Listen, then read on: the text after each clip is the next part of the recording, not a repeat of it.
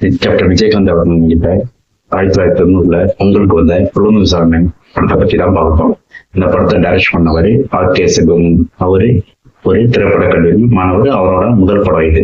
இந்த படத்துக்கு ஒளிப்பதிவு செய்தவர் ரவி யாதவ். அவரும் ஒரு திரைப்பட கல்லூரி மாணவர். இந்த படத்துக்கு மியூசிக் இளையராஜா, வசனம் லேயா கதைவாங்க.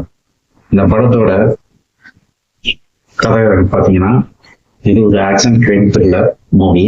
இந்த படத்தை ஒரு உண்மை சம்பவங்களை தழுவி எடுக்கப்பட்ட நிறைய பேர் காண போவாங்க.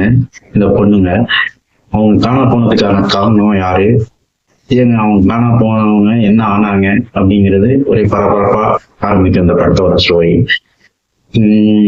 இதுல ஒரு பொண்ணோட அண்ணன் போலீஸ் கம்ப்ளைண்ட் கொடுக்க போவாரு. அவங்க தங்கச்ச காணன்ட்டு அவரையும் காண போயிடுவாரு. அதை பத்தி விசாரிக்க சொல்லி கோர்ட்ல மனு கொடுப்பாங்க அவரோட மனைவி.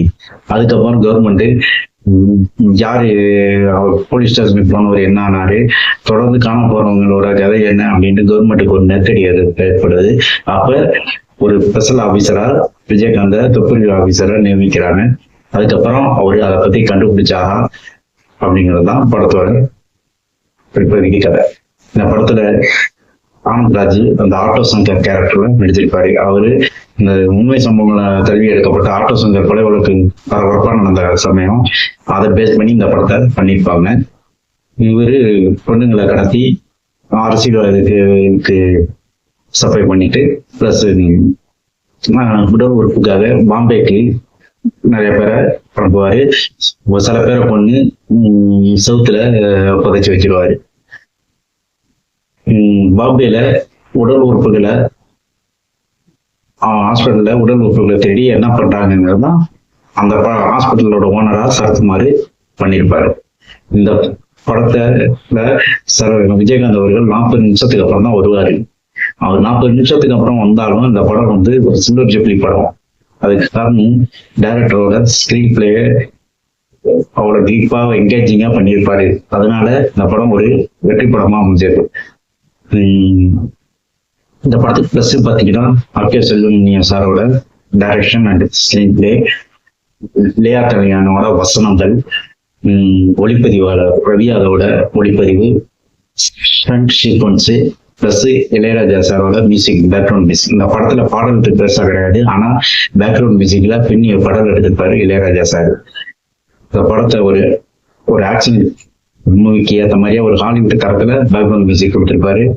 அது படத்தை வேற ஒரு விஷுவலா படத்தை பூஸ்ட் பண்ணணும்னு தான் சொல்லணும். இந்த படத்தோட நடித்த நடிகளோட நடிப்பும் ஒரு பிளஸ் பாயிண்ட்னு சொல்லலாம். ராதா ரவி சார் ஆகட்டும், அவருக்கு கொடுத்த கேரக்டர் அருமையா பண்ணியிருப்பாரு. அரசுவாரி கேரக்டர், ஆனந்த்ராஜ் நக்கல் நையாண்டியா அந்த வெள்ள கேரக்டர் பண்ணியிருப்பாரு.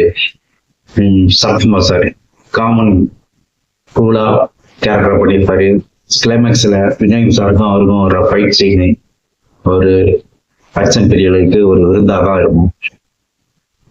அந்த காலகட்டத்துல விஜயகாந்த் சண்டை காட்சிகளுக்காகவே ரசிகர்கள் படம் பார்க்க போவாங்க.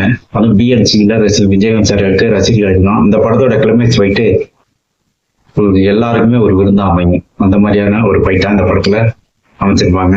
பெஸ்ட் சண்டை காட்சின்னு சொல்லலாம், கிளைமேக்ஸ் சண்டை காட்சின்னு கூட சொல்லலாம் அந்த படத்தை. இந்த படத்துல மைனஸும் பாத்தீங்கன்னா ஒன்னும் எனக்கு தெரிஞ்சு பெருசா ஒன்னும் தெரியல. இந்த இப்போ உள்ள ஜெனரேஷன் கூட இந்த படத்தை ரசிக்கலாம். அந்த மாதிரியா ஒரு ஆக்ஷன் படம் தான். ஏன்னா எவ்வளவு கிரேட் மூவிங்கிற மாதிரியா தான் இது ஒரு ஆக்ஷன் மூவி. நீங்க யூடியூப்ல இந்த படம் இருக்கு, பாருங்க, பார்த்து என்ஜாய் பண்ணுங்க.